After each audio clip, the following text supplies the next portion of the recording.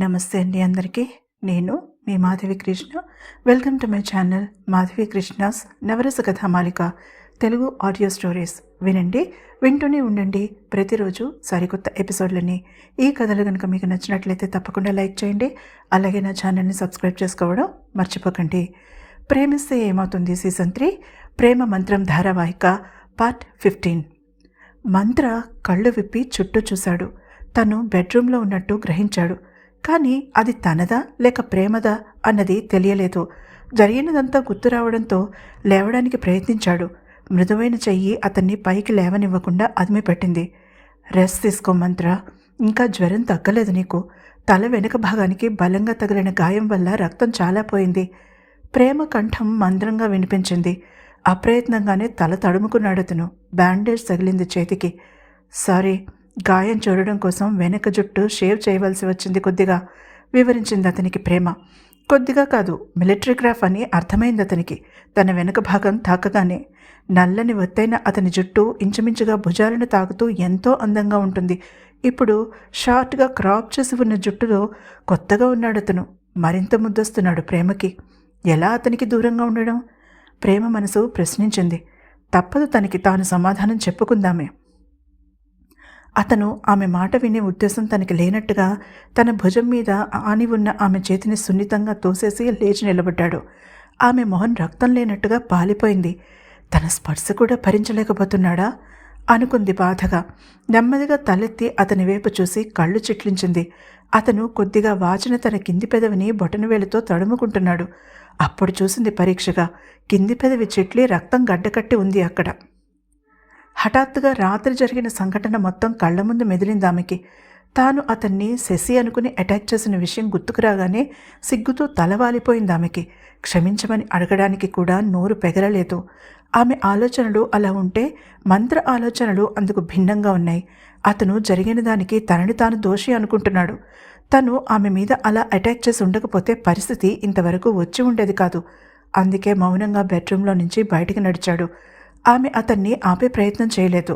సరిగ్గా మరొక 3 గంటల తర్వాత ప్రేమ ఆఫీస్ రూమ్ తలుపు విసురుగా తెరుచుకుంది. ప్రేమ తలెత్తి చూసింది. కాళ్ళు రువ్వుతున్న పొగరబోతు పోట్లగిత్తలా ఎదురుగా కోపంతో బుసలు కొడుతూ నిలబడి ఉన్నాడు మంత్ర. ఆ క్షణం కోసం ఆమె తనని తాను సమాయత్తం చేసుకున్నదనే అనుకుంది. కానీ తననే తీక్షణంగా చూస్తున్న అతని మొహంలోకి సూటిగా చూసే ధైర్యం లేకపోయింది. అవుట్! మంత్ర హెచ్చరికకి ఆమె టేబుల్ దగ్గర నిలబడి ఆమె సంతకాలు తీసుకుంటున్న నీల్ తెల్లబోయి మార్చి మార్చి చూశాడు ఇద్దరి వైపు. I set out! గర్జించాడు మంత్ర. ఇక ఒక్క క్షణం అక్కడ నిలబడలేదతను. ప్రేమ అనుమతి కోసం కూడా చూడకుండా పరుగులాంటి నడకతో బయటికి నడిచాడు నీల్. అతని వెనకాలే తలుపును విసురుగా మూసి లాక్ చేశాడు మంత్ర. అప్పటికి తేరుకుంది ప్రేమ.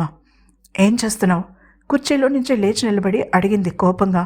మనసులో భయంగా ఉన్నా బింకంగా ఉంది పైకి మాత్రం. ఏంటిది? ఆమె ముందు ఒక పేపర్ని పడేస్తూ అడిగాడు.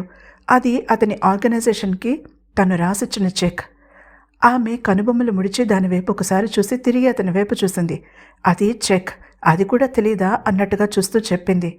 అతను ఆమె టేబుల్ దగ్గరికి వచ్చి చేతులు బల్ల మీద ఆనించి ముందుకు వంగి ఆమె మొహంలో మొహం పెట్టి కర్కశంగా చూస్తూ అడిగాడు. అది తెలుస్తూనే ఉంది. ఎందుకు? ఇక నీ సర్వీసెస్ మాకు అవసరం లేదని, వేరే ఫర్మ్తో డీల్ చేస్తామని దాని అర్థం.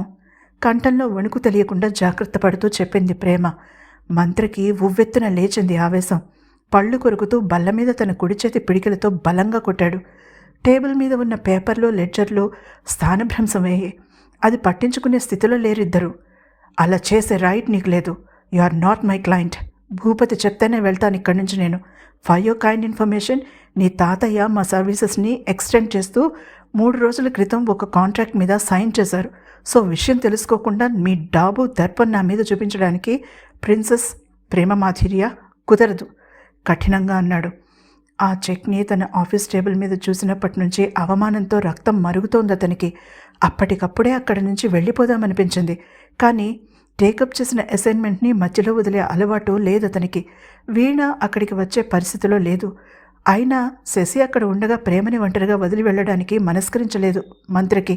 ప్రేమ చేసిన అవమానం అతన్ని ఒక పక్క నుంచి దహిస్తున్నా తన పని పూర్తి చేయడానికే నిశ్చయించుకున్నాడు మంత్ర. ప్రేమ తెల్లబోయింది. తనకి తెలియకుండా తాతయ్య మంత్రతో డీల్ చేశాడన్న విషయం అర్థం కాగానే నోట మాట లేక అచేతనంగా నిలబడిన ఆమె వైపు ఒకసారి తేరిపారా చూసి నిఠారుగా నిలబడ్డాడతను. ఆమెకి ఆ మాత్రం షాక్ సరిపోతుందనిపించింది అతనికి. ఆమె కళ్ళెదురుగానే ఆ చెక్ని 2 ముక్కలు చేసి టేబుల్ మీదకి విసిరాడు. మారు మాట్లాడకుండా డోర్ లాక్ తీసుకుని బయటికి నడిచాడు. నిస్సత్తువగా కుర్చీలో కూలబడిపోయింది ప్రేమ. నీల్ కాలు కాలని పిల్లలా బయట తిరుగుతున్నాడు. మంత్ర విసురుగా బయటికి రాగానే కంగారుగా పక్కకి తప్పుకోబోయాడు. మంత్ర అతన్ని దగ్గరికి రమ్మని సైగ చేశాడు. చల్లని మంచినీళ్ళివ్వు మీ మేడంకి అని పెద్ద పెద్ద అంగలు వేసుకుంటూ వెళ్ళిపోయాడు మంత్ర. నీల్ లోపలికి వెళ్ళడానికి ధైర్యం చేయలేకపోయాడు. తమ బాస్ని అలా దుమ్ము దులిపేసిన మంత్ర అంటే అతనికి గౌరవం ఏర్పడింది. ఆమెకి ఎదురు చెప్పడానికి ఎవ్వరూ సాహసించరు. ఫైర్ బ్రాండ్ లాంటి మేడంని అలా ఒక్క చూపుతో నిలబెట్టగలిగాడంటే హిమజ చెప్పినట్టుగా వారి మధ్య ఏమైనా నడుస్తోందా అని అనుకోకుండా ఉండలేకపోయాడు నీల్. మంత్ర వస్తూనే రాత్రి తనని వెంటాడిన వారు వచ్చిన జీప్ మోడల్ని భాస్కర్కి ఇచ్చి ఆ ఏరియాలో ఆ మోడల్ జీప్లు ఎవరెవరికి ఉన్నాయో కనుక్కోమన్నాడు. భాస్కర్ అక్కడి నుంచి వెళ్ళిపోయాక రహస్యంగా రికార్డ్ చేసిన నంది గ్రామ సర్పంచ్ మాటలని జాగ్రత్తగా విన్నాడు మంత్ర. ఆ ఊళ్ళోనే కాదు, ఆ చుట్టుపక్కల గ్రామాలన్నిటిలోనూ వ్యాపించిన నమ్మకం గురించి పదే పదే విన్నాడతను. హనీ, థండర్ పేర్ల ఎదురుగా ఒక క్వశ్చన్ మార్క్ వేశాడు. 2 ఆరో మార్కులు వేసి ఒక బాణం గుర్తు దగ్గర బలి అని, మరొక బాణం గుర్తు దగ్గర రేస్ హార్సెస్ అని రాశాడు. వాటి కింద ఒక బాక్స్ గీసి అందులో తప్పిపోయిన 2 అమ్మాయిల పేర్లను రాశాడు. అక్కడ ఒక క్వశ్చన్ మార్క్ వేశాడు. పెన్తో నెమ్మదిగా ఆ బాక్స్ మీద తడుతూ ఆలోచించడం ప్రారంభించాడు మంత్ర. ఇది ఖచ్చితంగా నరబలని అతనికి అనిపించసాగింది. సర్పంచ్ మాటలు గుర్తొచ్చాయి అతనికి. నరబలి ఇస్తే శక్తులు వస్తాయని, అందులోనూ పసిపిల్లల్ని బలి ఇస్తే అమ్మవారు సంతోషించి మరికొన్ని శక్తులను ఇవ్వడమే కాక ఈ ప్రపంచానికే చక్రవర్తిని చేస్తుందని నమ్మకం. మరి అలాంటప్పుడు ఆ పాప అక్కనెందుకు తీసుకెళ్ళినట్టు? అసలు ఆ సమయంలో ఆమె వేరే క్వార్టర్స్ దగ్గర ఎందుకు తచ్చాడవలసి వచ్చింది? కాలి పట్టి గురించి ఆలోచిస్తూ అనుకున్నాడు మంత్ర. కిరణ్ అతని క్వార్టర్స్ దగ్గరే మాయమైంది. ఆ అమ్మాయి అతన్ని పట్టుకుంటే విషయం తెలుస్తుంది. కానీ గత వారం రోజులుగా అతను అందుబాటులో లేడు. అంటే అతను కూడా మాయమయ్యాడా, లేక పిల్లలిద్దరూ మాయమవడంలో అతని హస్తం ఉన్నదా? తను రాసిన పాయింట్స్ని ఒకసారి చూసుకుని పేపర్స్ అన్నిటినీ జాగ్రత్తగా ఒక ఫైల్లో పెట్టి లాకర్లో పెట్టి క్లోజ్ చేశాడు. తను ఒకసారి జలపాతం దగ్గరికి వెళ్లాలని నిశ్చయించుకున్నాడు మంత్ర. ప్రేమ అతని కళ్ల ముందు మెదిలింది. ఆమెకి బాడీగార్డ్గా కరణ్ని అరేంజ్ చేశాడు. వెంటనే తన ఆలోచనలను కిరణ్ మీదకి మళ్లించాడు. ఆలోచిస్తూనే స్టేబుల్స్ దగ్గరికి నడిచాడు. అర్జున్ అతన్ని చూడగానే తల ఆడించింది. చిన్నగా నవ్వాడు మంత్ర. అర్జున్ని తీసుకుని జలపాతం వైపుకు ప్రయాణమయ్యాడు మంత్ర. ప్రేమ తన పని పూర్తి చేసుకుని బయటికి వచ్చేసరికి గత రాత్రి జబర్దస్తిగా తనకి కాపలా ఉన్న కరణ్ డోర్ దగ్గర నిలబడి ఉన్నాడు. ఆమెకి నిరాశగా అనిపించింది మంత్ర కాకుండా అతనక్కడ ఉన్నందుకు. అతను తనని వదిలి వెళ్ళిపోవాలని అనుకోవడం వట్టి మాట అని ఆ క్షణమే ఆమెకి అర్థమైంది. ముందు చూపు లేకుండా అలా అనాలోచితంగా ప్రవర్తించినందుకు తనని తానే 100వసారి తిట్టుకుంది ప్రేమ. కరణ్ వైపు చూసి చిన్నగా నవ్వి చిరునవ్వుతో పలకరించింది. హాయ్, ఇక్కడున్నారేంటి? ఏమీ తెలియనట్టుగా వాకబు చేసింది. ముందు ఆశ్చర్యపోయినా దానిని నేర్పుగా కప్పిపుచ్చుకుంటూ మొహానికి చిరునవ్వు పులుముకున్నాడు కరణ్. ఆమెలో హఠాత్తుగా వచ్చిన మార్పు ఆశ్చర్యమేగా మరి. రాత్రి చిరచిరలాడుతూ మాట్లాడిన వ్యక్తి మరుసటి రోజు చిరకాల మిత్రుణ్ణి చూసినట్టుగా పలకరిస్తుంటే ఏమనుకోవాలి మరి? ఈ పెద్దవాళ్ల కళాకళలు ఒక పట్టాన అర్థం కావు. రిస్క్ ఎందుకు అన్నట్టుగా ఫ్రెండ్లీగానే సమాధానం చెప్పాడతను. మంత్ర చాలా బిజీగా ఉండడంతో ఆమె వ్యక్తిగత సెక్యూరిటీకి తనని నియమించినట్టుగా వివరించాడు. ఆమె చిన్నగా తల ఊపింది. కానీ మంత్ర తిరస్కారం గుండెల్లో ముల్లులా గుచ్చుకుంది. తన పరిస్థితి అర్థం చేసుకోకుండా తన మీద కోపం తెచ్చుకున్న అతనంటే ఒళ్ళు మండింది ప్రేమకి. అయినా కోపాన్ని అదుపు చేసుకుంది. ఏ పనిలో అంత తీరిక లేకుండా ఉన్నాడో చెప్పాడా? వాకపు చేస్తూ తన ఆఫీస్ డోర్ లాక్ చేసింది ప్రేమ. ఆ డీటెయిల్స్ బాస్ తనతో డిస్కస్ చేయడని చెప్పాడు కరణ్. అయినా అంత మూడిగా ఉండే బాస్ దగ్గర ఎలా పని చేయగలుగుతున్నారయ్యా బాబు మీరు? మంత్ర గురించి అంచనా వేయడం కోసం కావాలనే అలా మాట్లాడింది ప్రేమ. ఇద్దరూ కొత్తగా కడుతున్న క్యాబిన్స్ వైపు నడిచారు. పని జోరుగా సాగుతోందక్కడ. మరొక 3 నెలల్లో పని పూర్తిగా వస్తుంది. తాను సమ్మర్లో రైడింగ్ క్లాసెస్ తీసుకోవచ్చు. ఒక్కసారిగా చుట్టూ పరీక్షగా చూసి మనసులో అనుకుంది ప్రేమ. బాస్ చూడడానికి అలా రఫ్గా కనిపిస్తారు కానీ చాలా సెన్సిటివ్, పౌరుషంగా అన్నాడు కరణ్. అతని మాటలతో ఆలోచనల నుంచి తేరుకుని అతని వైపు తిరిగింది ప్రేమ. ఏమో, నాకెప్పుడూ అలా చిటపటలాడుతూ పెనం మీద పేలపు గింజలానే కనిపిస్తాడు. భుజాలు ష్రగ్ చేస్తూ చెప్పిందామె. మీరు పొరపాటు పడుతున్నారు. ఆయన ఇక్కడికి వచ్చాకే అలా ప్రవర్తిస్తున్నారు. ఎందుకో మాకెవరికీ అర్థం కావడం లేదు. తప్పంతా ఆమెదే అయినట్టుగా అనేసి నాలుగు ఖర్చుకున్నాడు అతను. ఆమె ఎలా స్పందిస్తుందోనని భయం వేసింది అతనికి. కానీ ఆమె అదేమీ పట్టించుకోకుండా ఆ చెక్క క్యాబిన్లలో ఒకదాని వైపు నడిచింది. ఆమెని అనుసరించాడు కరణ్.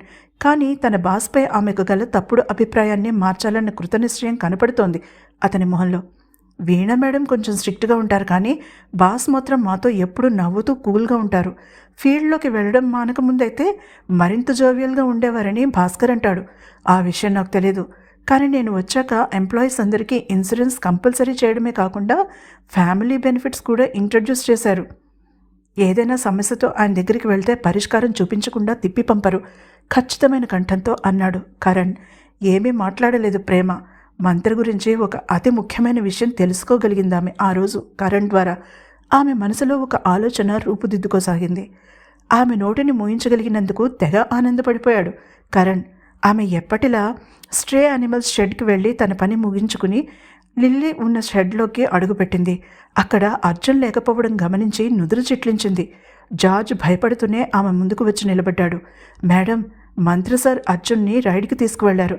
చేతులు నులుముకుంటూ నసిగాడు. వాట్? అర్జున్ ఒప్పుకున్నాడా? షాక్ తింటూ అడిగింది ప్రేమ. అదే నాకు కూడా ఆశ్చర్యంగా ఉంది మేడం.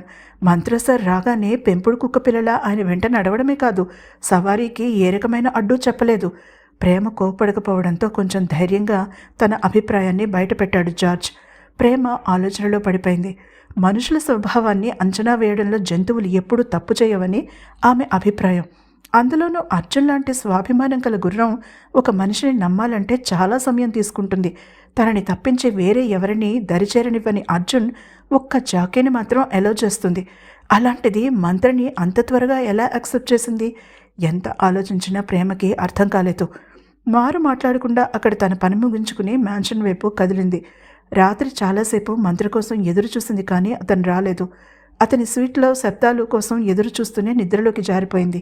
బయట లివింగ్ రూమ్లో కరణ్ అలాగే సోఫాలో రాతి విగ్రహంలా కూర్చుని ఉన్నాడు. మొదట ఆమెకి ఇబ్బందిగా అనిపించింది. కొన్ని నిమిషాల తర్వాత పట్టించుకోవడం మానేసింది. రోట్లో తలపెట్టాక రోకటిపోటుకు వెరవడం దేనికి?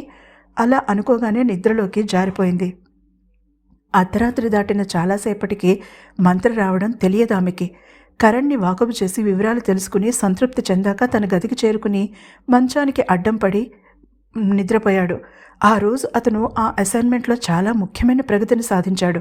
మరొక 3-4 రోజులలో ఆ అసైన్మెంట్ పూర్తయిపోతుంది. ఆ తర్వాత మనసు వెంటనే ప్రశ్నించింది. సమాధానం లేనట్టుగా కళ్ళను బలంగా రుద్దుకుంటూ నిద్రపోవడానికి ప్రయత్నించాడు మంత్ర. కానీ కందిరీగల్లో ముసురుకుంటున్న ఆలోచనలు అతన్ని నిద్రపోనివ్వలేదు. భాస్కర్ ఇచ్చిన డీటెయిల్స్ని బట్టి ఆ జీప్ ఆ చుట్టుపక్కల ఎవ్వరిది కాదని తెలిసింది. తనకి నెంబర్ ప్లేట్ సరిగ్గా కనిపించలేదు. అసలు ఆ నెంబర్ ప్లేట్ చూసి ఉంటే ఈ చిక్కులన్నీ వచ్చి ఉండేవి కావు అనుకున్నాడు చిన్నగా నిట్టూరుస్తూ మంత్ర. ఇక ఒకటే ఆప్షన్ మిగిలింది. చెన్నైలో రణవీర్కి సంబంధించిన వెహికల్స్ డీటెయిల్స్ కనుక్కోవాలి. కానీ అప్పటికే భాస్కర్ ఆ పని మీద ఉండి ఉంటాడని ఎందుకో మంత్రకి గట్టిగా అనిపించింది. ఎందుకంటే ఏ పనైనా అంతు తేల్చనిదే ఊరుకోడు భాస్కర్. అలా తనకి ఎన్నో కేసులలో పనికి వచ్చింది అతని యాటిట్యూడ్. మంత్ర ఆలోచనలు అప్రయత్నంగా ప్రేమ మీదకి మళ్ళాయి. శశి ఇక్కడే ఉన్నట్టు ఆమెకి తను చెప్పే అవకాశం లేదు.